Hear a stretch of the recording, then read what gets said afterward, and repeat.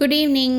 60 days weight loss சேலஞ்சில் day 23. இன்றைக்கி என்னுடைய வெயிட் வந்து 85.9 kgs இருக்கிறேன். மார்னிங் எம்டி ஸ்டொமக்கில் நார்மல் வாட்டர் தான் ஒரு 1/2 லிட்டர் வந்து எடுத்துக்கிட்டேன்.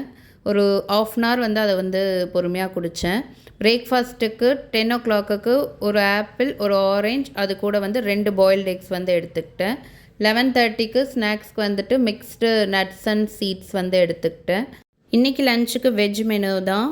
மதியம் 2:30 வந்து எடுத்துக்கிட்டேன். கொஞ்சம் ரைஸ், 100 grams பன்னீர் வந்து லைட்டாக ஆயில் போட்டு ஃப்ரை பண்ணிக்கிட்டேன். 1 டீஸ்பூன் பொட்டேட்டோ பொரியல், அது கூட வந்து பாவக்காய் பொரியல், அப்புறம் சாம்பார் வந்து எடுத்துக்கிட்டேன்.